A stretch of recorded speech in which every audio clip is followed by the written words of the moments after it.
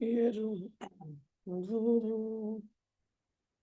ये बात बाकी है, ये जो अधूरी।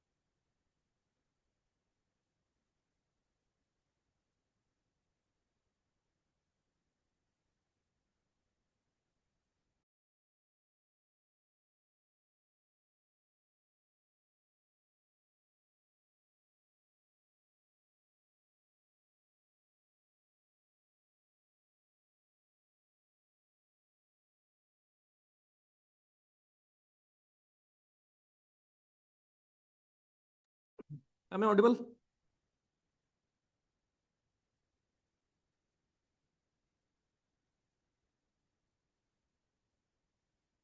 एक सेकंड यार।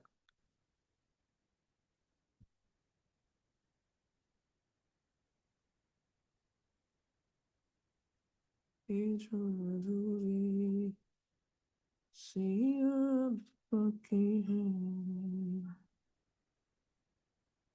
ये जो अधूरी सी याद बाकी है।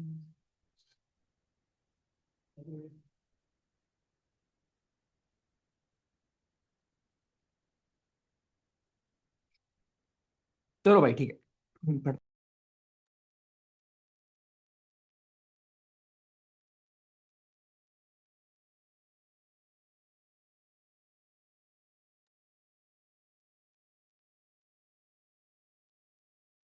सो आज हमारा लास्ट टॉपिक है ज्योग्राफी का, एंड इट इज यूनिवर्स का टॉपिक है हमारा। एक सेकंड जरा रुकेंगे, फिर हम करते हैं शुरू कार्रवाई।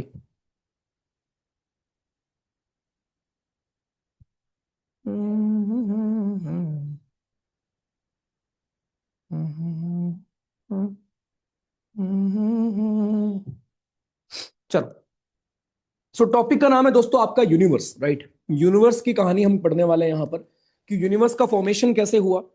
जो आपको सोलर सिस्टम आज देखने को मिलते हैं, क्या वो हमेशा से ऐसे थे, राइट। ये है हमारा आज का टॉपिक जो हमें यहाँ पर पढ़ना है। बट उस टॉपिक पर हम आए उसके पहले मैं आपको एक दो टॉपिक और सिखाना चाहता हूँ, ठीक है, जो कि हम आगे क्वेश्चंस में करते हैं वैसे, राइट। बट एक दो टॉपिक आप और सीख लो, जब हम उस दिन क्वेश्चंस करेंगे तो फिर उस दिन आप देखोगे, राइट, उन टॉपिक्स को। तो बहुत ध्यान सुनना। पहला आपका टॉपिक है एडियाबेटिक कूलिंग एंड हीटिंग। ये एक टॉपिक मुझे आपको पढ़ाना था, इसके ऊपर क्वेश्चन एक दो मैं रखूंगा उस दिन, तो उस दिन भी आपको मैं पढ़ाऊंगा, लेकिन आज भी देख लो। एक कॉन्सेप्ट हमारे क्लाइमेटोलॉजी में होता है एडियाबेटिक हीटिंग एंड कूलिंग। क्या मतलब होता है इसका, इसको देख लेते हैं उसके बाद हम आज के लास्ट टॉपिक पढ़ेंगे हम लोग, ठीक है। पहली बात तो एडियाबेटिक जो आपका एक वर्ड है, इसका मतलब क्या होता है। एडियाबेटिक वर्ड का मतलब ये होता है कि आपके टेम्परेचर में चेंज आए बिना कोई एक्सटर्नल इन्फ्लुएंस के। ओके, किसी भी चीज में आपके चेंज आ रहा है विदाउट एडिंग और removing heat from the outside. पहले इसका मतलब लिख लो। एडियाबेटिक होने का मतलब क्या होता है कि change in temperature without adding और रिमूविंग, विदाउट एडिंग और removing heat from outside.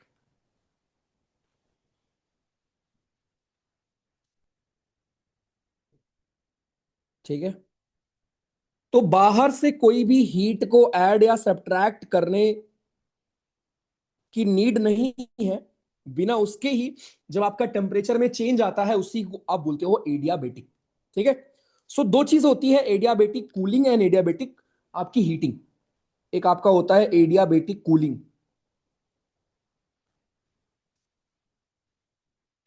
And दूसरा होता है एडियाबेटिक हीटिंग। जय हिंद, जय हिंद, जय हिंद। ठीक है, adiabatic cooling and adiabatic heating. अब देखो ध्यान समझना बहुत प्यार से। तो मैंने आपको यहां पे बोला कि यार देखो, हीटिंग एंड कूलिंग जब आपकी होती है बिना किसी एक्सटर्नल इन्फ्लुएंस के, मतलब बिना किसी बाहर से आपने टेम्परेचर बढ़ा दिया, बाहर से सनलाइट आ गई या कुछ और हो गया, बिना किसी एक्सटर्नल चेंज के जब आपके टेम्परेचर में चेंजेस आते हैं, उसी को आप बोलते हो एडियाबेटिक चेंज। ठीक, अब ये फिर चेंज होता कैसे है। ये चेंज आपका होता है दो तरीके से। एक होता है कि आपके जो गैसेस के पार्टिकल हैं वो एक्सपैंड करें, एक्सपेंशन से होता है, या फिर वो क्या करे, वो आपके हमारे कॉन्ट्रैक्ट करे या कंप्रेस हो जाए।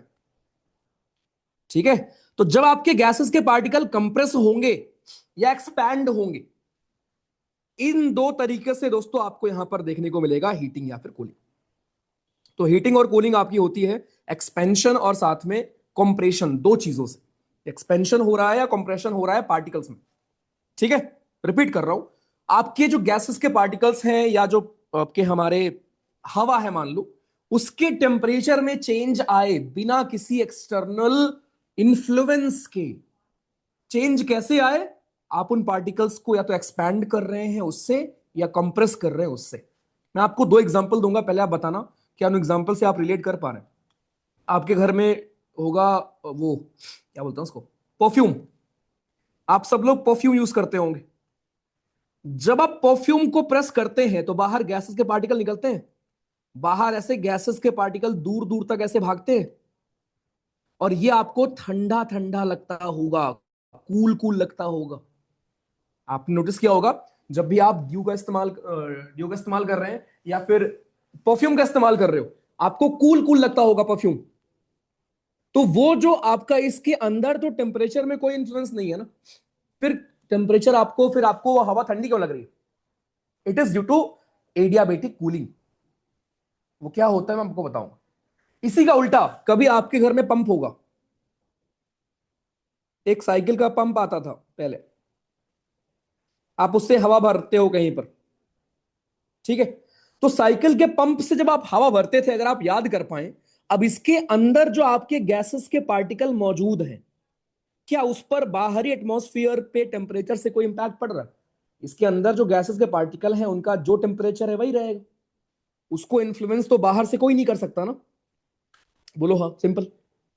लेकिन जब आप पंप से हवा भरते हैं, जब आप इसको ऊपर ऐसे उठाते हैं एंड देन फिर कंप्रेस करते हैं, ऊपर उठाकर देन जब आप इसको दोस्त कंप्रेस करते हैं, तो आपने अगर कभी पंप से हवा भरा होगा तो आप नोटिस करते होंगे कि यहां नीचे गरम गरम फील होता है, इधर गरम गरम फील होता है। गरम गरम फील क्यों होता होगा, क्योंकि जो आपके सारे गैसेस के पार्टिकल्स हैं ये नीचे बैठ जाते हैं, कंप्रेस हो जाते हैं। जब ये पार्टिकल्स को आप कंप्रेस कर देते हो तो आपको गरम गरम नीचे फील होता है, इसी को हम कहते हैं एडियाबेटिक हीटिंग। पहले मुझे बताओ, दोनों एग्जाम्पल आपको समझ में आया? दोनों चीज आपने एक्सपीरियंस की है?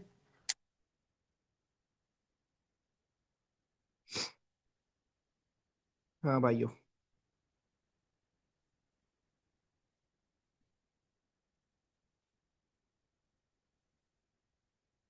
ठीक है। नहीं किया? ओके ठीक है, कोई बात नहीं। तो adiabatic cooling and adiabatic heating, अब जरा आते हैं कि एडियाबेटिक कूलिंग क्या होता है। तो एडियाबेटिक कूलिंग आपके दोस्तों होती है, it is cooling bye expansion. It is cooling bye expansion, कि जब आपके पार्टिकल एक्सपैंड होते हैं उससे कूलिंग होती है, उसको बोलते हैं एडियाबेटिक कूलिंग। अब ये होता कैसे है पहले समझ लो, उसके बाद फिर मैं डेफिनेशन लिख दूंगा। जब आपकी हवा राइज करती है, मान लो हवा ऊपर गई, ऊपर जाकर हवा बिखर जाती है, एक्सपैंड कर जाती है, राइट? तो एक्सपेंशन में एनर्जी लगती है ना, तो जो भी हीटिंग थी, जो भी एनर्जी थी, वो एक्सपेंशन में लग गई। उससे क्या होगा? टेम्परेचर फॉल कर जाएगा, और जब टेम्परेचर फॉल कर जाएगा तो क्या होगा? तो भैया जी आपकी ठंडा माहौल हो जाएगा, खत्म। तो बहुत सिंपल तरीके से याद रखना कि जब एयर आपकी ऊपर उठती है, ऊपर जाकर एक्सपैंड कर जाती है, और एक्सपैंड करने के बाद क्या करती है? एडियाबेटिक कूलिंग करती है, जिससे बादल का फॉर्मेशन होता है, फॉग का फॉर्मेशन होता है, जितनी भी चीजें आपने पढ़ रखी थी उनका फॉर्मेशन होता है। लेकिन एडियाबेटिक हीटिंग में क्या होता है?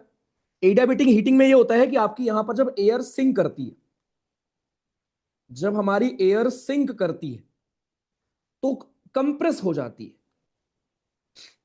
कंप्रेस हो जाएगी, और कंप्रेस होने के बाद क्या होती है? गर्म हो जाती है, टेम्परेचर आपका बढ़ जाता है। अगर आप ये दोनों एग्जाम्पल याद रखेंगे, जीवन में कभी नहीं भूलेंगे। इसको ऐसे समझ लो कि गैसेस के सारे पार्टिकल दौड़ रहे हैं, राइट? ध्यान सुनना, गैसेस के पार्टिकल आपके दौड़ रहे हैं, दौड़ रहे हैं, दौड़ रहे हैं। जब आप गैसेस के पार्टिकल को कंप्रेस कर दोगे, छोटी जगह पर आप कंप्रेस कर देंगे भाइयों, जब आप छोटी जगह पर बहुत सारे पार्टिकल को कंप्रेस कर दोगे और सब लोग दौड़ रहे हैं, दौड़ रहे हैं, दौड़ रहे हैं, तो भाई यहां पर गर्मी बढ़ जाएगी ना। आप इमेजिन करो, एक छोटा सा रूम है, छोटे से रूम में सब लोग भाग रहे हैं, कंप्रेस हो गया है एकदम, तो गर्मी बढ़ जाएगी ना वहां पर। लेकिन जब रूम बहुत बड़ा हो, हॉल हो, उसमें भले भागते रहो, कोई फर्क नहीं पड़ेगा, राइट? तो adiabatic cooling and adiabatic heating क्या होता है कि आपके गैसेस के पार्टिकल को कंप्रेस करके या एक्सपैंड कर कर जो चेंज आता है टेम्परेचर में, उसी को बोलते हो आप एडियाबेटिक कूलिंग या हीटिंग। जब आप पार्टिकल्स को एक्सपैंड कर दोगे तो कूलिंग होती है। आप परफ्यूम वाला एग्जांपल याद रखना। और जब आप कंप्रेस कर देते हैं पार्टिकल्स को तो बहुत नजदीक नजदीक आ जाएंगे, राइट? तो आपस में क्लासरूम इमेजिन कर लेना, क्लासरूम में आप एकदम नजदीक बैठे रहोगे, क्या होगा? गर्मी लगेगी। दूर दूर बैठे रहोगे, ठंड लगेगी। This is what adiabatic cooling and heating is all about. ठीक है, तो प्लीज नोट कर लो भैया जी, जल्दी से जवानों।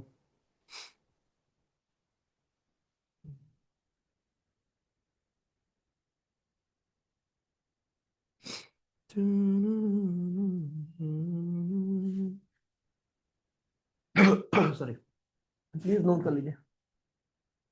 ये था आपका एडियाबेटिक हीटिंग। तो हीटिंग में क्या होता है? आपका कंप्रेशन होता है, एंड कूलिंग में एक्सपेंशन होता है, बस याद रखना, ठीक है? बहुत सिंपल है।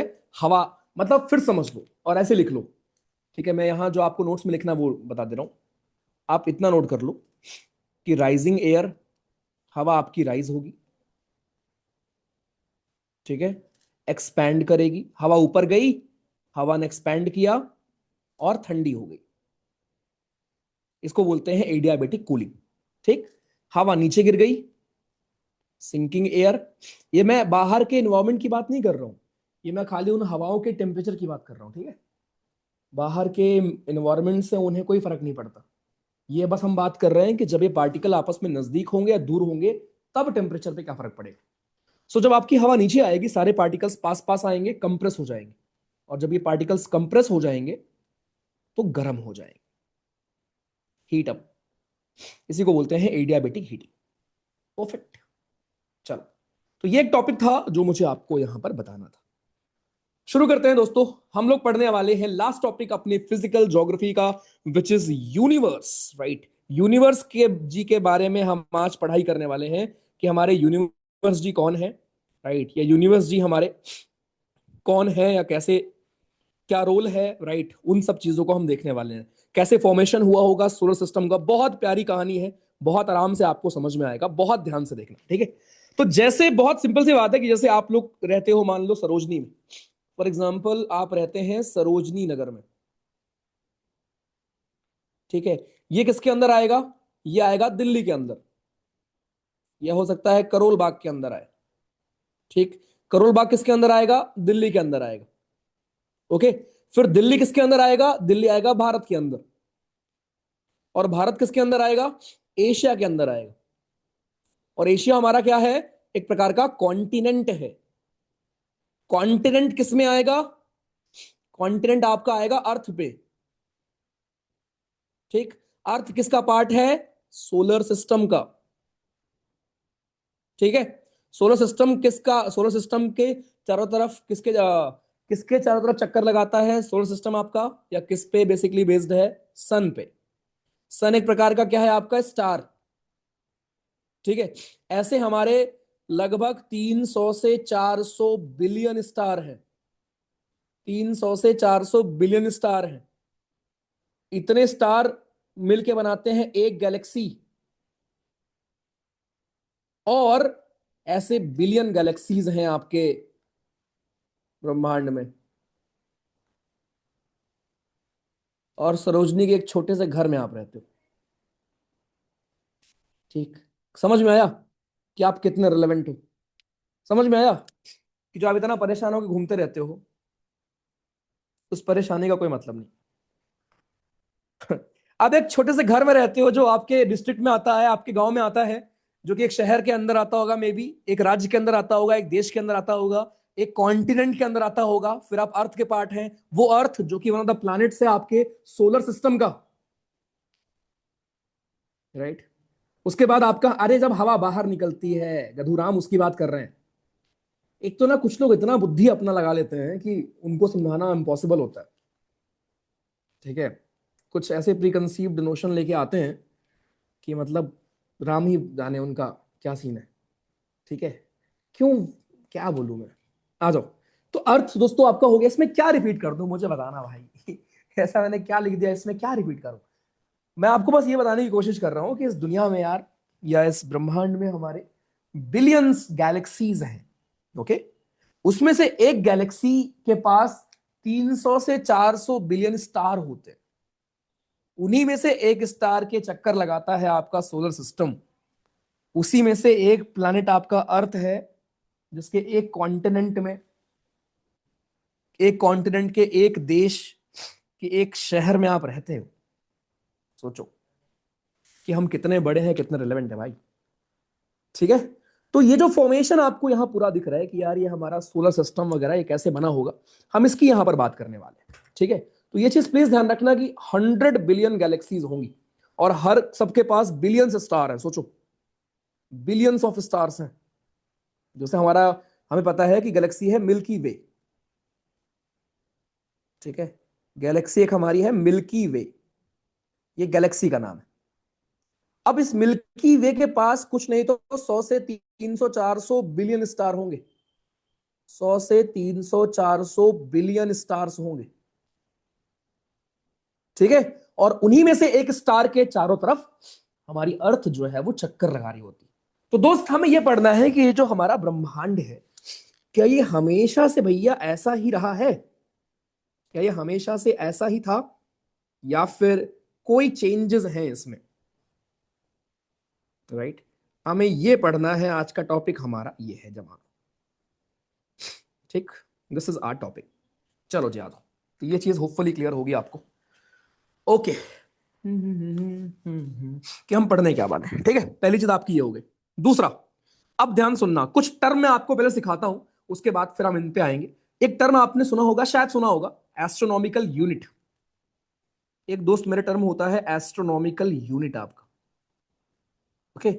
एक टर्म आपका होता है यूनिवर्स में या कॉस्मोलॉजी में, लाइट ईयर, क्या मतलब होता है आपके लाइट ईयर का, ठीक है। एक होता है पारसेक,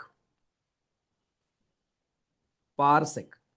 तो ये तीन भाई हैं, इनके बारे में जरा समझते हैं क्या है। तो एस्ट्रोनॉमिकल यूनिट का मतलब क्या होता है यार, कि आपके अर्थ के सेंटर से सन का distance is basically astronomical unit.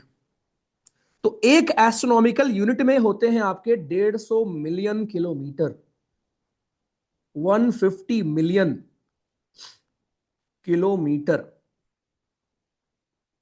ठीक है। 150 मिलियन किलोमीटर दोस्तों होता है एक एस्ट्रोनॉमिकल यूनिट, ठीक। दूसरा लाइट ईयर। लाइट ईयर क्या होता है, लाइट ईयर वो डिस्टेंस आपका होता है, राइट, जो कि लाइट कवर करती है एक साल में। Distance covered by light in 1 year. Parsec क्या होता है, व्हाट इज पारसेक। एक पारसेक में आपके होता है दोस्त 3.26 लाइट ईयर। सोचो कितनी बड़ी बड़ी वैल्यूज हैं। अब हम इतनी बड़ी बड़ी वैल्यूज क्यों पढ़ रहे हैं भैया, क्योंकि यार देखो यूनिवर्स इतना बड़ा है, ब्रह्मांड इतना बड़ा है, और तुम एक उसका रिप्लाई ना आए तुम इतने परेशान हो जाते हो। सोचो मतलब कितना बड़ा ब्रह्मांड है और फालतू में परेशान रहते हो आप। समझे बालक। तो भाई astronomical unit, one astronomical unit में होते हैं 150 मिलियन किलोमीटर, और ये डिस्टेंस होता है सन से अर्थ का। एक एस्ट्रोनॉमिकल यूनिट का मतलब है वो डिस्टेंस है आपका। लाइट ईयर का मतलब होता है वो डिस्टेंस जो आपकी लाइट कवर करती है एक साल में, ठीक है। अब एक साल में लाइट कितना डिस्टेंस कवर करती होगी इसका आपको आइडिया भी नहीं है। अगर आप देखो ध्यान से, हमें यह पता है ना कि एक सेकंड में लाइट, एक सेकंड में लाइट जाती है 3 लाख किलोमीटर। पता है यह बात आपको, 3 लाख किलोमीटर, है ना। एक सेकंड में आपकी लाइट जाएगी 3 लाख किलोमीटर। तो सोचो 365 दिन में, एक साल में कितना जाता होगा, 365 डेज। अब ये मल्टीप्लाई कर लो भाई, 3 लाख किलोमीटर को मल्टीप्लाई कर लो 365 दिन में कितने सेकंड होते होंगे उससे भाई साहब। ये जो नंबर आएगा ना, ये होता है 1 लाइट ईयर। ये नंबर है आपका 1 लाइट ईयर। और लाइट ईयर डिस्टेंस बताता है। ये सवाल कई बार पूछा गया है कि लाइट ईयर हम किस चीज को बताने के लिए यूज करते हैं। सो ये डिस्टेंस बताने का काम करता है, ठीक है। This is 1 light year. अच्छा दूसरा, अब एक और चीज समझना कि आपका फिर जो पारसेक होता है, 1 पारसेक,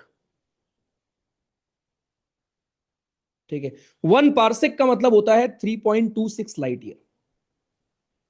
3.26 लाइट ईयर। एक पारसेक में आपके होते हैं 3.26 लाइट ईयर। इतना लाइट ईयर होता है। तो सोचो पारसेक कितनी बड़ी वैल्यू है, और इनका आप यूज करके बताते हैं डिस्टेंस वगैरह बिटवीन प्लैनेट्स वगैरह एंड बाकी सारी चीजें, ठीक है। तो आज का टॉपिक है हमारा दोस्तों यूनिवर्स के बारे में हम पढ़ रहे हैं। ये तो एक अलग टॉपिक था जो मैंने आपको समझाया, ठीक है, कि एडियाबैटिक कूलिंग एंड हीटिंग क्या होती है, कैसे आपस में एक्सपेंशन होगा, आपस में कंप्रेस करेंगे तब कैसे आपकी हीटिंग होती है, दूर दूर पार्टिकल्स भागेंगे तो कैसे कूलिंग होती है, राइट। ये चीज आपने सीखी। टॉपिक हमारा आज का यूनिवर्स है, कि कैसे यूनिवर्स में कितने छोटे हैं हम, कुछ है ही नहीं हम लोग, ठीक है। उसके बारे में हम पढ़ रहे हैं। तो जो आपको आज के दिन प्लैनेट्स देखने को मिलते हैं, जो स्टार्स देखने को मिलते हैं, हमेशा से क्या ऐसा ही रहा होगा? ऐसा नहीं रहा होगा। तो कोई ना कोई साइंटिस्ट रहा होगा ना जिसको चुल हुई थी कि अरे भाई ये प्लैनेट्स कैसे बने, कैसे बने होंगे, मरकरी वेनस जुपिटर हम लोग पढ़ते हैं, कैसे आए होंगे ये लोग, राइट। आ जाओ उसी पे आता। तो सबसे पहले दोस्तों, पहले के टाइम पर दो बिलीफ सिस्टम काम करता था। कुछ लोग का मानना था कि अर्थ के चारों तरफ सब लोग चक्कर लगाते हैं, बाकी सारे प्लैनेट्स भी और सन भी। जो लोग इस बात को मानते थे उनको बोलते थे जियोसेंट्रिक है वो लोग। जियोसेंट्रिक का मतलब, जियो मतलब अर्थ, और सेंट्रिक का मतलब सेंटर में। तो दो प्रकार के आपके बिलीफ सिस्टम उस टाइम पर प्रचलित थे, जो दोनों यहां पर आपके लिखे गए, ठीक है। ओके। उसके बाद, उसके बाद फिर एक और बिलीफ सिस्टम आपका ये आता है कि सन बीच में है, राइट। हीलियो का मतलब हीलियम, जिससे सन बना है आपका। सो सन आपका बीच में है और उसके चारों तरफ सब लोग चक्कर लगा रहे हैं। दिस वॉज सेकेंड थॉट कि यार ऐसा नहीं है भाई, ऐसा है कि सन जो है ना, सन बीचों बीच है और उस सन के चारों तरफ चक्कर लगाए जा रहे हैं। ये बात फिर बोलने जाने लगी कि इट इज हीलियोसेंट्रिक। ठीक है, ओके। अब इसके बारे में कुछ थ्योरीज आई, कुछ हाइपोथेसिस वगैरह आपके आते हैं, वो क्या है जरा समझते हैं। तो सबसे पहले हमारे एक भाई साहब थे, उनका नाम था इमैनुअल कांत, जिन्होंने दिया nebular hypothesis. Nebular hypothesis. Hypothesis और थ्योरी में डिफरेंस क्या होता है? जैसे अभी आप पढ़ेंगे बिग बैंग थ्योरी क्या है, तो थ्योरी और हाइपोथेसिस में डिफरेंस क्या होता है। देखो, जो थ्योरी आपकी होती है ना, जो आपकी थ्योरी होती है, थ्योरी आपकी प्रूव्ड होती है, ये प्रूव हो चुकी होती है। ठीक है, लेकिन जो हाइपोथेसिस होता है, ये प्रूव्ड नहीं होता, नॉट प्रूव्ड, कि बस ये उनका थॉट था, ये चीज प्रूव नहीं हो पाई। इसीलिए हम नेबुलर के आगे थ्योरी नहीं लिखते हैं, हम लिखते हैं हाइपोथेसिस। राइट। तो इसके अंदर क्या बातें की गई थी, आते हैं जरा उस पर। तो भाई साहब का नाम था इमैनुअल कांत। इमैनुअल कांत।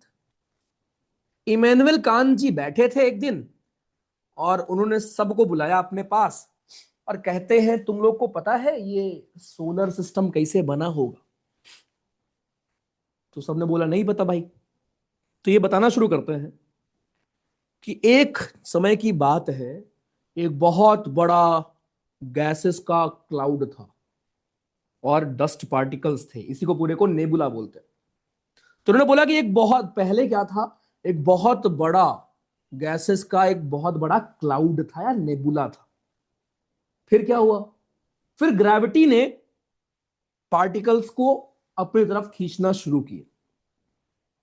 ठीक। अब खींचते खींचते जो ये बड़ा क्लाउड था ना, ये एक फ्लैट डिस्क में कन्वर्ट हो गया और इस डिस्क के सेंटर में सन था और बाकी जगह पर बाकी प्लैनेट्स, और ऐसे ही फॉर्मेशन हो गई सोलर सिस्टम की। तो ये मनोहर कहानियां हैं ये। ठीक है, कि एक दिन जैसे तुम लोग कुछ भी बकैती करते हो, ऐसे ही इनका मन हुआ बकैती करने का। तो इन्होंने बोला कि यार पता है क्या है, एक बहुत बड़ा गैसेस का क्लाउड है जिसको बोलते हैं नेबुला। ठीक है। अब क्या हुआ, इन्होंने बोला कि यार ये आपके गैसेस हाइड्रोजन और हीलियम से मिलकर बना था। ठीक। अब क्या हुआ कि नीचे अर्थ है, अर्थ की ग्रेविटी ने इस बड़े क्लाउड को, अर्थ क्या मतलब, अर्थ तो उस टाइम कैसे हो सकती है, ठीक है, बट ग्रेविटी मान लो, ठीक है, अर्थ रहने दो वरना अभी अर्थ की फॉर्मेशन हम लोग कर रहे हैं। ठीक है। सो बहुत बड़ा क्लाउड था। अब क्या हुआ, इस क्लाउड के अंदर ही ग्रेविटी, एक दूसरे की ग्रेविटी ने खींचना शुरू किया एक दूसरे को। तो खींचते खींचते ऐसा हुआ कि ये जो आपको सर्कल के फॉर्म में दिख रहा है, ये एकदम फ्लैट हो गया, ऐसे एकदम फ्लैट हो गया, एकदम सर्कल मान लो करीब आ गया। ठीक। डिस्क शेप में आ गया एकदम। तो इमैनुअल भाई साहब के हिसाब से इसी डिस्क में जो बीचों बीच एनर्जी थी, उसे हम सन कहते हैं, और उसके चारों तरफ बाकी आपके प्लैनेट्स का फॉर्मेशन हो गया। इतनी सी बात बोली गई थी इमैनुअल कांत के द्वारा। मैं लिख दे रहा हूं यहां पर ये पूरी बात। ठीक है। तो इन भाई साहब के हिसाब से सबसे पहले एक बड़ा क्लाउड था डस्ट पार्टिकल्स का या आपके गैसेस का, a big cloud of gas and dust. Gas और डस्ट का एक बहुत बड़ा क्लाउड था जिसको आप बोलते हैं नेबुला। ठीक है। फिर क्या हुआ, ग्रेविटी ने इसको क्लोज किया, खींचा। Gravity pulled the particles closer, the particles closer. Gravity ने दोस्तों इसको पास में खींचा। उसके बाद क्या हुआ, उसके बाद इट गॉट फ्लैट, ये फ्लैट हो गया, डिस्क शेप में कन्वर्ट हो गया। ठीक है। और फिर इनके हिसाब से इन्होंने बोला कि जो इस डिस्क का सेंटर था, centre of this this disc, वो बहुत गर्म था, वेरी हॉट, और उसी को हम सन बोलते हैं। और फिर इनके हिसाब से इस तरीके से फॉर्मेशन हुआ हमारे सोलर सिस्टम का। ये बात थी भाइयों, ये बात कही गई इनके द्वारा। अब ये चीज कभी प्रूव नहीं हो पाई, तो इसीलिए इसको हम बोलते हैं हाइपोथेसिस। इसको हम कभी थ्योरी नहीं बोलेंगे, because it was never proved. कैसा कुछ हुआ भी होगा या नहीं होगा पता नहीं, ठीक है। तो ये चीज आपके दोस्तों कभी प्रूव नहीं हो पाई, तो कृपया करके ध्यान रखें, ठीक है जवानों। ओके, चलो जी आ जाओ। तो ये दिस वाज हमारा नेबुलर हाइपोथेसिस, ठीक है। Big cloud of gas and dust, gravity pulled the particles closer, it got flat disc, centre of this disc में सन था जो कि गर्म हो गया। अब फिर दूसरी थ्योरी आती है, जो कि इसको हम थ्योरी क्यों बोल रहे हैं, because it was proved. Okay, ये आपकी प्रूव्ड हो गई थी कि हाँ यार देखो ऐसा हुआ होगा मे बी, ठीक। तो इसको हम बोलते हैं बिग बैंग थ्योरी। क्या है बिग बैंग थ्योरी, समझते हैं। Big bang theory. So big bang theory के हिसाब से एक समय ऐसा था जब कुछ नहीं था, ना स्पेस था, ना ही मैटर था, ना ही एनर्जी थी, कंप्लीट ब्लैकआउट था। मतलब अब इमेजिन करो कि आप चारों तरफ अंधेरा है, फिर क्या हुआ, फिर अचानक से एक ब्लास्ट होता है, और उस ब्लास्ट से पूरे यूनिवर्स की एनर्जी, प्लैनेट्स, सबका जन्म होता है। ओके, स्पेस बनना शुरू हुआ, एनर्जी बिखरी आपकी, बाकी पार्टिकल्स ने डांस करना शुरू किया, उन्होंने बनाया फिर बाकी आपके प्लैनेट्स, अर्थ बनी, जुपिटर का फॉर्मेशन हुआ, सबका फॉर्मेशन हुआ, यूनिवर्स आपका एक्सपैंड होता गया, एक्सपैंड होता गया, राइट। और उसके बाद क्या हुआ, उसके बाद फिर दोस्तों आज के हिसाब से सोलर सिस्टम का फॉर्मेशन हुआ। This is what big bang theory is all about. अब ये बिग बैंग थ्योरी क्या है भैया, है ना, समझ नहीं आया होगा, आ जाओ। सो बिग बैंग थ्योरी के हिसाब से दोस्तों ऐसा माना जाता है कि आज से लगभग कई बिलियन साल पहले, ओके, आज से अगर आप देखोगे लगभग, अगर आप देखें लगभग 13.7 बिलियन साल एगो, 13.7 बिलियन ईयर्स एगो, मतलब सोचो, कैन यू इमेजिन हम कब की बात कर रहे हैं। 13.7 बिलियन साल पहले की बात है आज से। एक छोटा सा, छोटी सी बॉल थी एक, छोटी का मतलब यहां तो मैं छोटा ही बना सकता हूं, बट इतनी बड़ी बॉल थी कि दुनिया का सब कुछ उसमें समाया हुआ था। सो बिग बैंग थ्योरी के हिसाब से ऐसा बोला जाता है कि एक पहले बॉल थी, 13.7 बिलियन साल पहले एक बॉल थी। इस बॉल का वॉल्यूम बहुत छोटा था, स्मॉल वॉल्यूम, लेकिन इस बॉल का टेम्परेचर इनफाइनाइट था। It has infinite temperature. इस बॉल की डेंसिटी भी इनफाइनाइट थी। सो इनफाइनाइट टेम्परेचर, इनफाइनाइट डेंसिटी, ठीक है। आज से 13.7 बिलियन साल पहले की हम लोग बात कर रहे हैं कि उस टाइम पर क्या क्या चीजें थी आपकी। परफेक्ट, आ जाओ। अब क्या हुआ, तो 13.7 बिलियन साल पहले अचानक से इस बॉल में एक्सप्लोजन हो गया, ठीक है। अचानक से जो आपकी बॉल थी ये एक्सप्लोड हो गई, ठीक। तो पहला थॉट ये है कि पहला बिलीफ सिस्टम हमारा ये है कि यार देखो इस दुनिया में जितनी भी चीजें हैं किसी जमाने में सब एक थी, ओके। एक बॉल के अंदर सब कुछ समाई थी, चाहे वो प्लैनेट्स हो, चाहे वो कुछ भी हो, मतलब जीव हो, कुछ भी हो।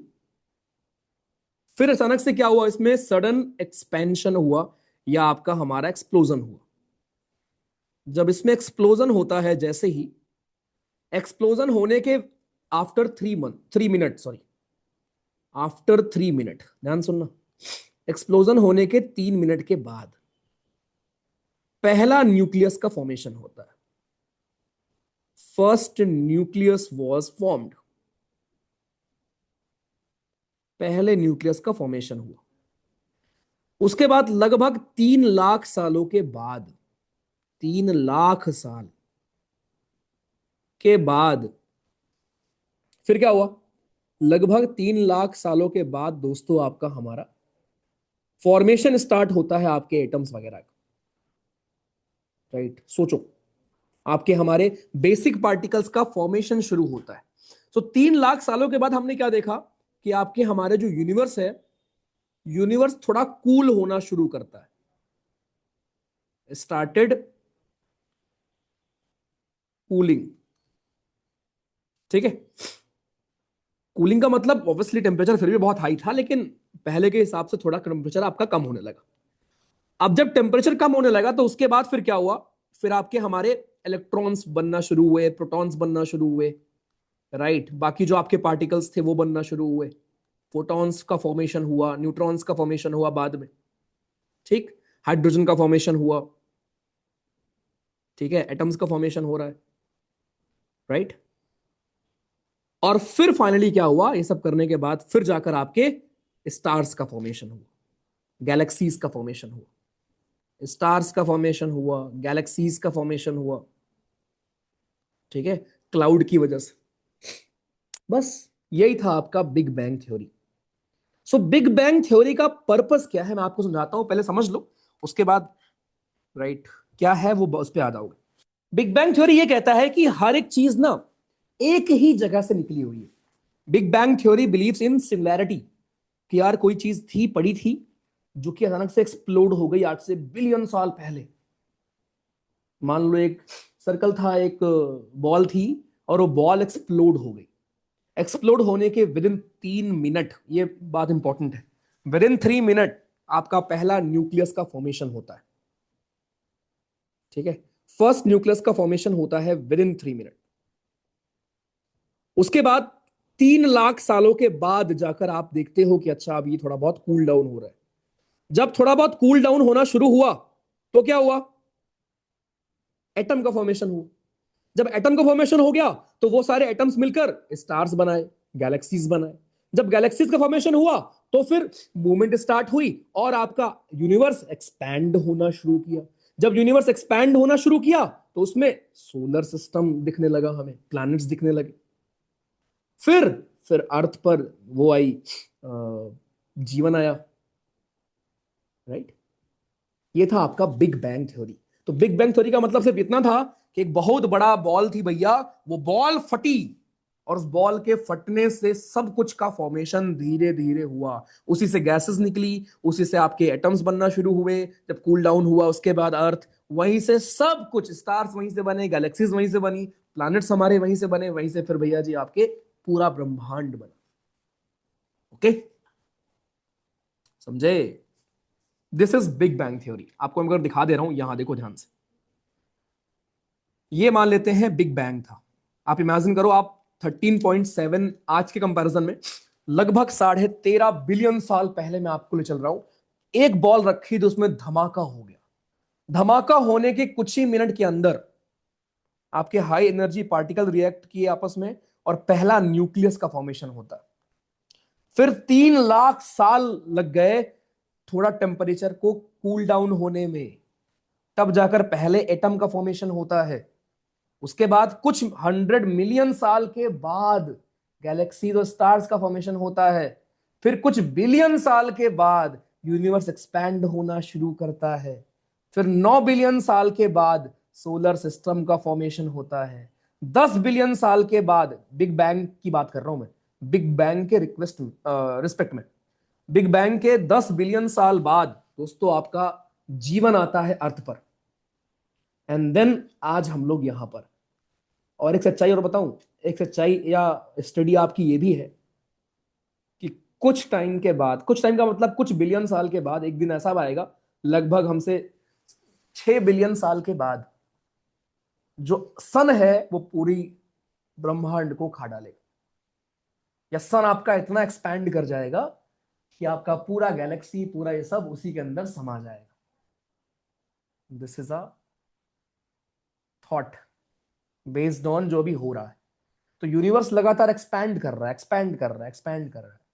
राइट, एंड आपके इसीलिए बाकी सब कुछ का फॉर्मेशन वगैरह होता रहता है। ठीक। और एक दिन ऐसा आएगा जब एकदम कूल डाउन और सब कुछ अंधेरा अंधेरा हो जाएगा, और हम लोग पता नहीं उस दिन कहाँ होंगे। सोचो इस जर्नी में कितने लोग आए, कितने लोग गए। क्या मतलब पढ़ाई से मोह ही आज टूट गया। क्या पढ़ना भाई, किस लिए पढ़ रहे हैं हम लोग। कुछ नहीं रखा भाई, मोह माया है सब। क्या लेके आए हो, क्या लेके जाओगे भाई। क्या कुछ लेके जा सकते हो आप यहाँ से। 2022 में एंड होगा, 26 में।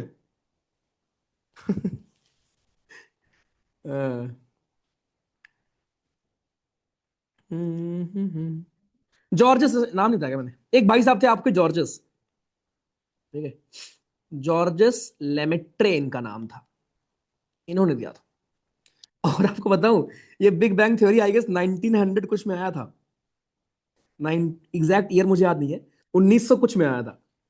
तो आप सोचो 1900 कुछ में आपका ये थ्योरी आई थी। मतलब आप सोचो, जस्ट इमेजिन, है ना। अच्छा मेरा पता नहीं आप जिंदा रहोगे, ओहो ठीक है ठीक है, अच्छा अच्छा अच्छा अच्छा ठीक है।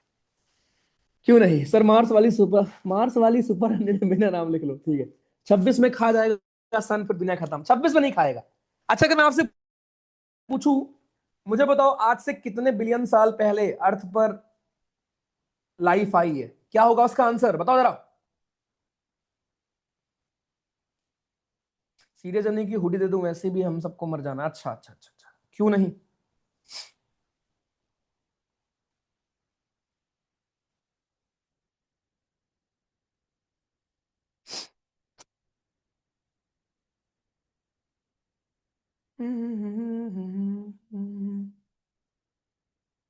भैया हमारी सीट रिजर्व है पाताल लोक में। हमारी कौन है बे, तुम्हारी। मेरी क्यों होगी जब। हम्म। क्या होगा आंसर बालक।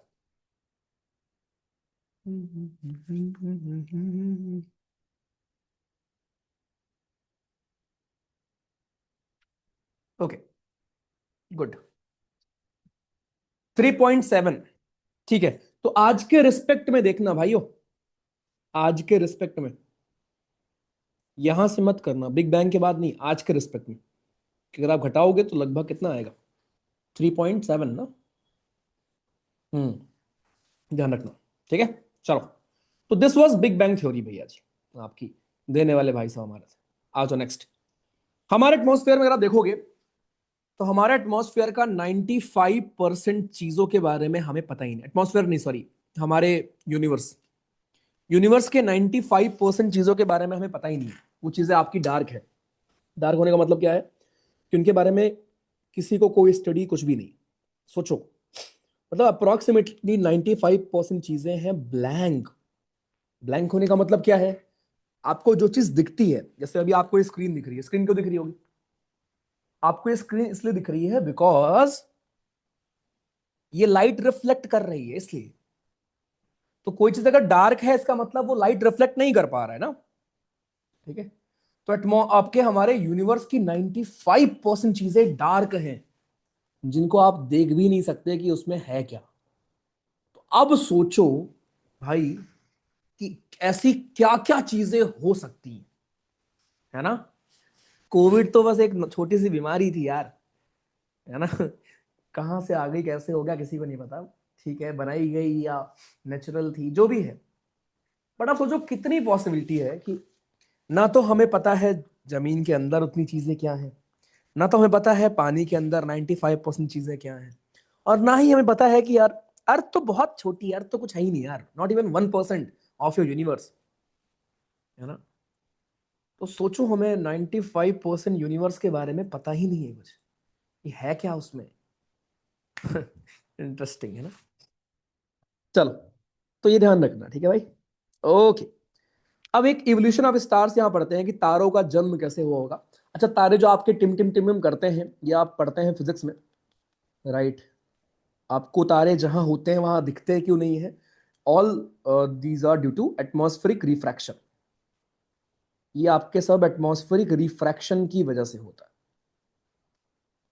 ये सब कुछ रिफ्रैक्शन की वजह से दोस्तों होता है। तो जब भी कोई ऐसा सवाल आए कि कोई चीज कहीं पर है और कहीं और दिखती है, या उसकी एपरेंट पोजीशन आपको दिख रही है, ऐसा कोई भी सवाल आए, तो उस सब का आंसर होता है आपका रिफ्रैक्शन। चलो, अब तारों का फॉर्मेशन कैसे हुआ होगा, बस दो चीज यहां पर समझ लो भाइयों। आपके हमारे दो चीजें यहां पर, राइट, आपके डिस्क नोट्स में उल्टा लिखा होगा ये, बट यहां समझ लो। तो तारों का फॉर्मेशन कैसे हुआ होगा, देखो डस्ट और गैसेस आपके मिले होंगे, ये भी शुरुआत की हम बात कर रहे हैं। डस्ट और गैस आपस में मिले होंगे, देन बना होगा तारों का प्रोटोस्टार। प्रोटोस्टार का मतलब क्या होता है, जैसे आप कोई भी स्टार्टअप करते हो तो उसमें होता है प्रोटोटाइप। प्रोटोटाइप का मतलब क्या होता है कि वो अर्ली स्टेज में कोई बिजनेस कैसा दिख रहा है, उसको बोलते हैं प्रोटोटाइप।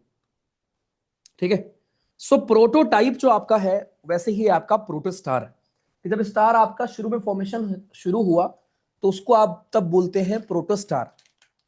प्रोटोस्टार के बाद फिर वो बनता है मेन सीक्वेंस स्टार, देन आपका वो कन्वर्ट होता है मेन सीक्वेंस स्टार में। ठीक।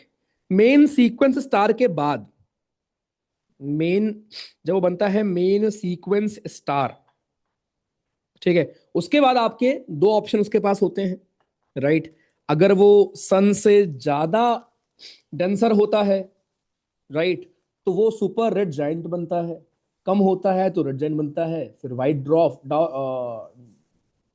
एक सेकेंड, हाँ, ड्राफ, देन उसके बाद ब्लैक।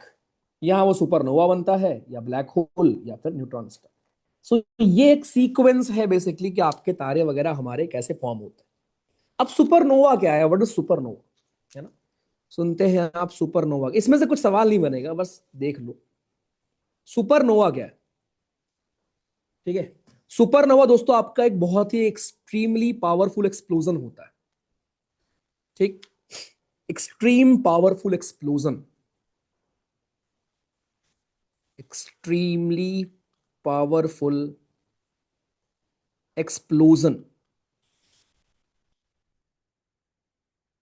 ठीक।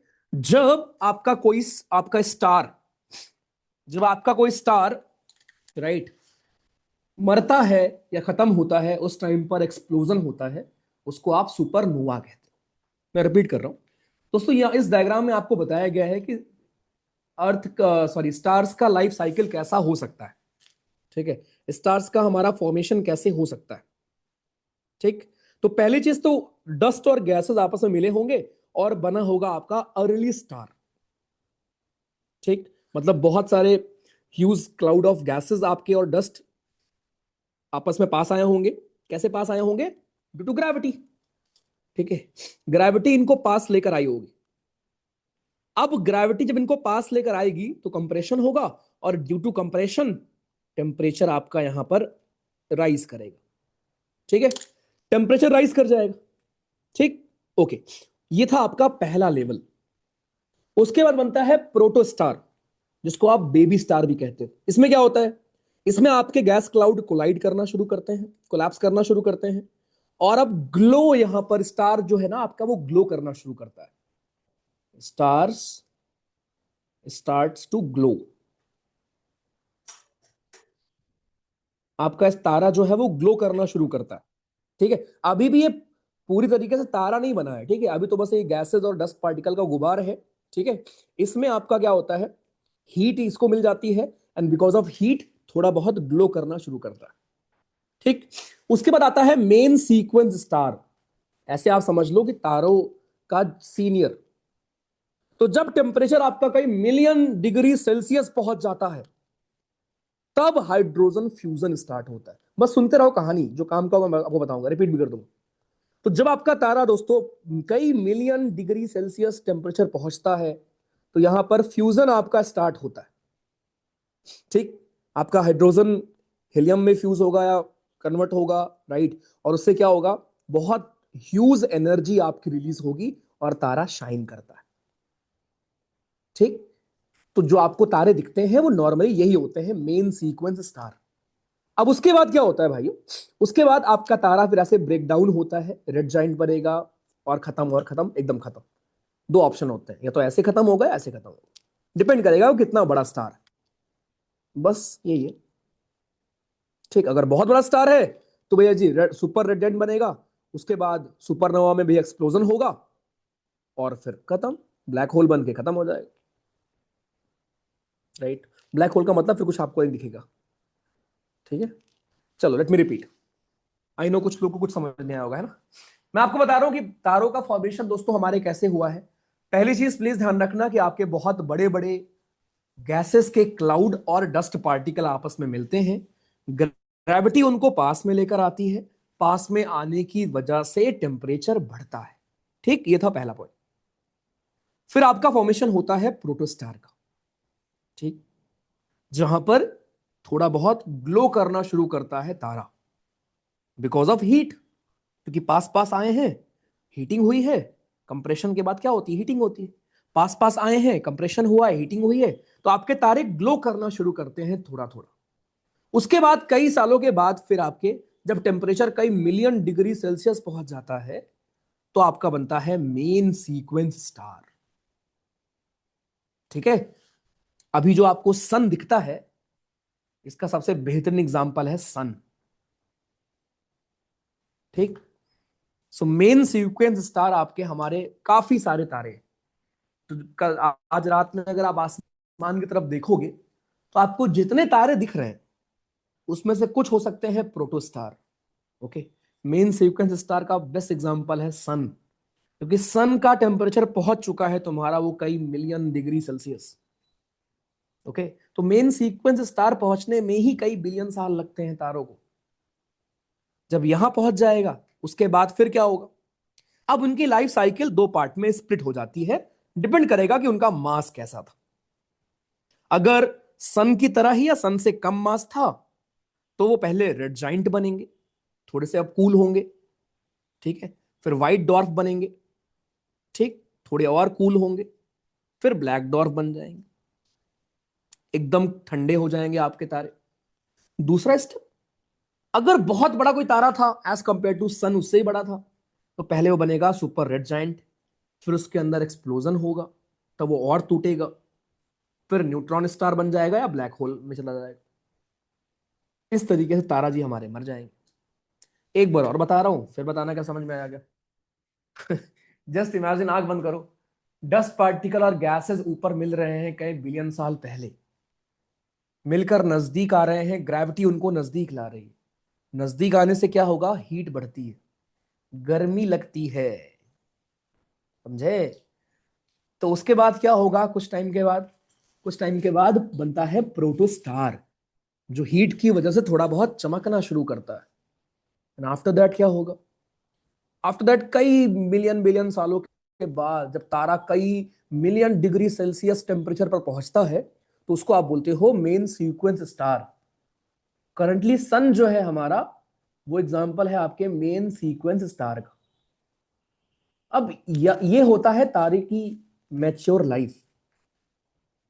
इसके बाद तारे का आता है बुढ़ापा। तो उसका बुढ़ापा दो तरीके से आ सकता है। अगर उसका मास कम है, तो वो पहले रेड जाइंट बनेगा, फिर व्हाइट डॉर्फ बनेगा, फिर ब्लैक डॉर्फ बन के खत्म हो जाएगा। अब यहां पर कूलिंग स्टार्ट हो जाएगी तारे की। बट अगर वो बहुत बड़ा तारा है, तो यार सुपर रेड जाइंट बनेगा, एंड उसके बाद उसमें एक्सप्लोजन वगैरह होगा, एंड देन वो फर्दर टूट जाएगा आपका, और फर्दर कूल डाउन हो जाएगा। ये थी आपकी तारे की पूरी जर्नी। क्लियर है जवानों।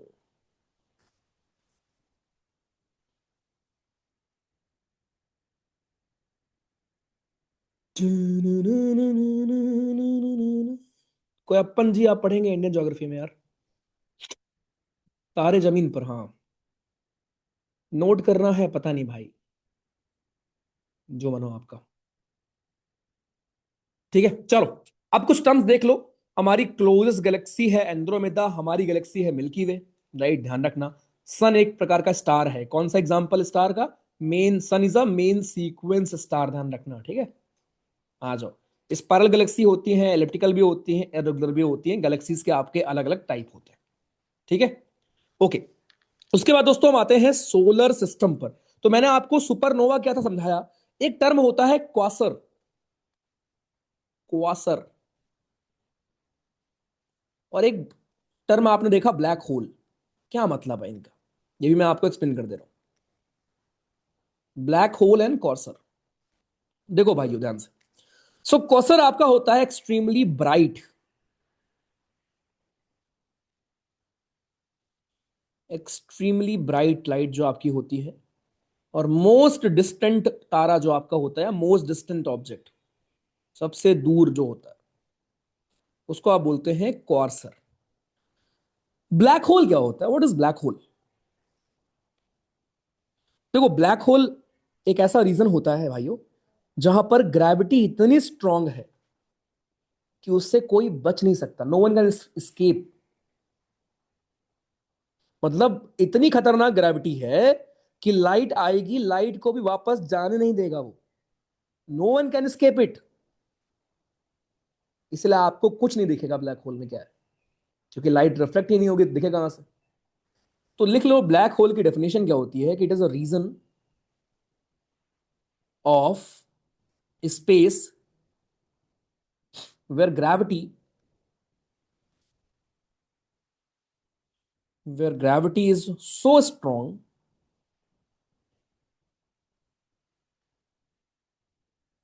that nothing,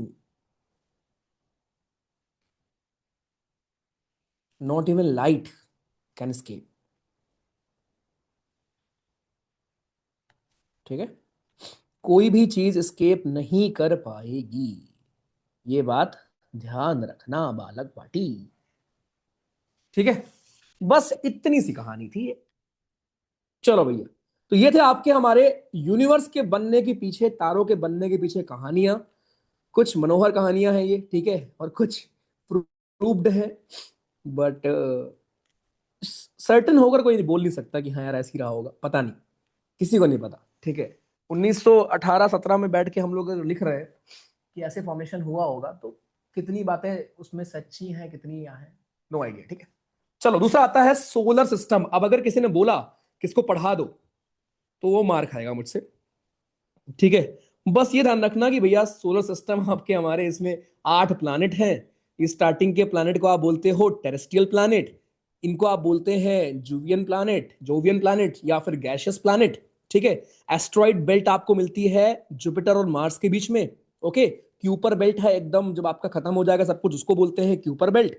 ठीक? आपके 6 out of 8 planet anti clockwise घूमते हैं, केवल 2 प्लैनेट आपके ऐसे हैं जो क्लॉकवाइज घूमते हैं, और वो है वेनस और यूरेनस। ये ध्यान रखना। ठीक? वेनस और यूरेनस घूमते हैं क्लॉकवाइज, बाकी सारे प्लैनेट एंटी क्लॉकवाइज घूमते हैं। इवन आप अर्थ को देखोगे, ऐसे घूमती है अर्थ। ओके? वेस्ट से ईस्ट की तरफ घूमती है अर्थ, ध्यान रखना। अर्थ हमेशा वेस्ट से ईस्ट की तरफ रोटेट करती है जवानों। क्यूपर बेल्ट क्या है? क्यूपर बेल्ट आपका एक ऐसी बेल्ट है नेपच्यून के बाहर जो आईसी है एकदम। ठीक है? वहां पर आपके डॉर्क प्लैनेट्स वगैरह मिलते हैं, उसको बोलते हैं क्यूपर बेल्ट। तो ये सब बेल्ट्स भी ध्यान रखो, खत्म। वही बातें हैं यहाँ पर, इनर प्लैनेट, आउटर प्लैनेट। अब मुझे आपसे यहाँ पर एक सवाल है, ठीक है, कि कौन है जो मुझे बताएगा इनका मतलब। उसके बाद फिर लास्ट टॉपिक हमें पढ़ना आज का, और वो है बहुत इंटरेस्टिंग, इंटरनेशनल डेट लाइन। और दुनिया कंफ्यूज है। आप इवन, मैं कह रहा हूं, तुम 4 वीडियो देखोगे यूट्यूब पर किसी भी टीचर की, तुम्हें 4 तरीके से समझाया जाएगा, और चारों में तुम्हें कुछ नहीं समझ नहीं आएगा। I can promise you that. मन हो देख लेना जाके किसी का भी। ठीक है? तो वेट करो, I explain that for you. ठीक है? इंटरनेशनल डेटलाइन रटने की जरूरत नहीं है। ईस्ट जाने पे क्या होगा, 24 घंटे माइनस होने का मतलब क्या होता है, गेन का मतलब क्या होता है, लूज का मतलब क्या होता है, सब आपको क्लियर हो जाएगा आज ही। उसके पहले मुझे एक चीज बताओ, मीटरॉइड,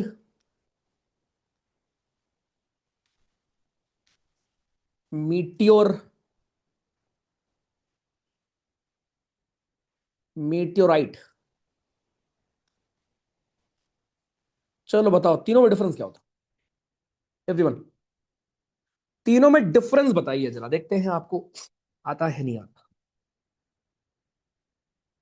हाँ भैया जवानों, तीनों में क्या डिफरेंस है? क्या कोई डिफरेंस है?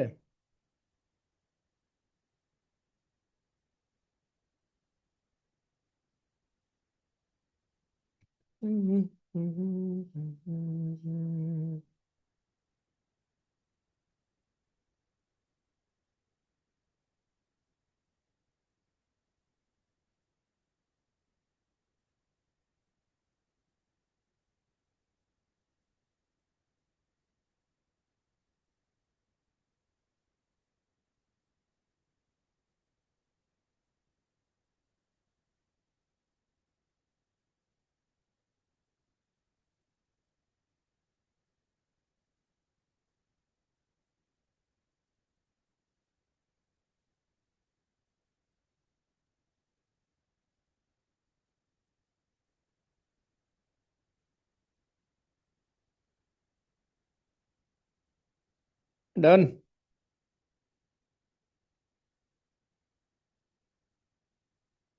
ओके। मीटियोर के पास टेल होती है। ओके।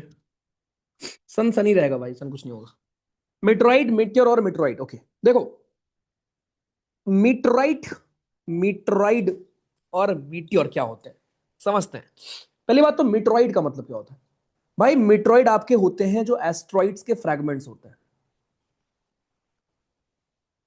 ठीक है। एस्ट्रॉइड के फ्रैगमेंट्स जो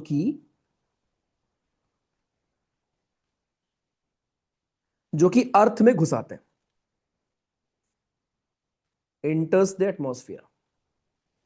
जो हमारे एटमॉस्फेयर में गलती से घुस आते हैं, एस्ट्रॉइड्स के कुछ फ्रैगमेंट्स होते हैं। एस्ट्रॉइड क्या होता है? एस्ट्रॉइड्स तो आपके रॉक के बने होते हैं जो अर्थ को ऑर्बिट कर रहे होते हैं, मार्स और जुपिटर के बीच में होते हैं, ये पता है आपको, ठीक है। सो उसी एस्ट्रॉइड्स के कुछ फ्रैगमेंट्स कभी कभी हमारे एटमॉस्फेयर में घुस जाते हैं, उनको आप मीटरॉइड कहते हो। परफेक्ट। ओके। अब जब ये बर्न होते हैं, जब ये जलते हैं, और जलते कहां है आपको पता है? मेसोस्फेयर में, पढ़ा है आपने। जब ये मेसोस्फेयर में जलते हैं तो इनका नाम होता है मीटियोर। ठीक है। और जब ये कंप्लीटली नहीं जल पाते, when a meteor does not completely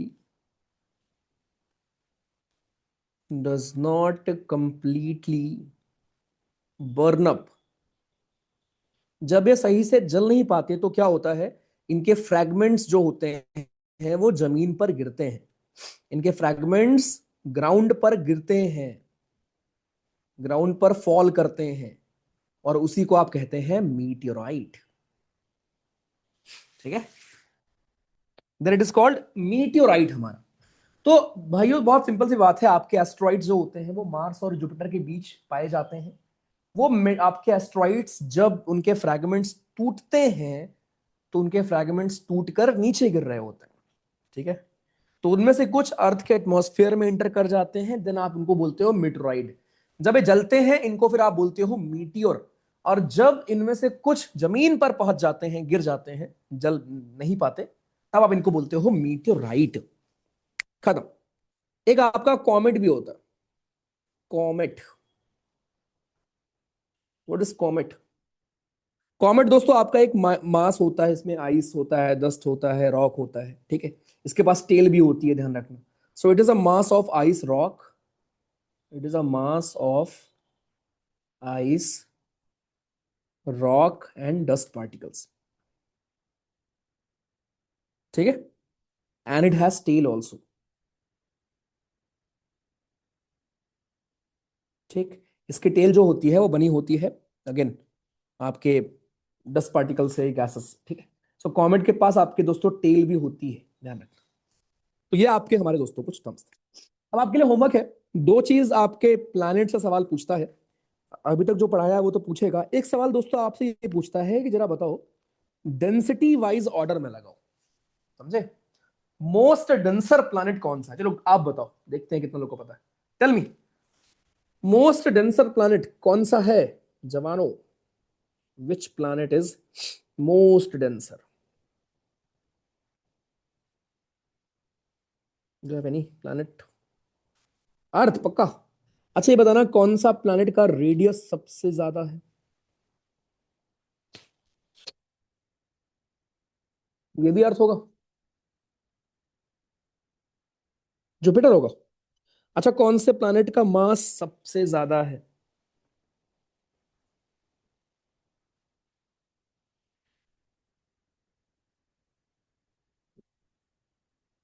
okay. ठीक है। तो ये याद रहे, आधे लोग को पता है, बाकी सबको नहीं पता। तो मास में जुपिटर ही होगा अगेन। तो ये देखो, सब प्लैनेट के बारे में लिखा है कि मरकरी क्लोजेस्ट है। ठीक है। इसके पास एटमॉस्फेयर होता है, बहुत थिन होता है। ठीक है। ऑक्सीजन, सोडियम बाहर होते हैं, लेकिन अगेन नॉट पॉसिबल कि यहाँ पर कुछ और जीवन हो पाए। Venus second closest, atmosphere little smaller than earth आपका। ठीक है। H2SO4 का बना होता है, आपको पता ही है ये तो। एल्बिडो मैक्सिमम होता है। अर्थ के बारे में कौन नहीं जानता। मार्स के डेमोस और फोबोस, दो आपके इसके मून्स हैं हमारे, जुपिटर जी हमारे सबसे बड़ा, सैटर्न जी हमारे, यूरेनस जी, नेपच्यून भैया हमारे बहुत दूर है, फारदेस्ट। और ये याद रखना, ठीक है, डेंसिटी वाइज ऑर्डर याद रखना, रेडियस वाइज और मास वाइज पूछता है भाई। रोटेशन टाइम के हिसाब से भी देख सकते हो, सबसे कम टाइम लेता है वेनस, उसके बाद मरकरी, फिर मार्स, अर्थ, नेपच्यून, यूरेनस, सैटर्न, जुपिटर। और ऑर्बिटल स्पीड के हिसाब से भी आप देख सकते हो, नेपच्यून सबसे कम, यूरेनस, सैटर्न, जुपिटर, मार्स। ठीक है, सो ये प्लीज ध्यान रखना। हम्म हम्म चलो,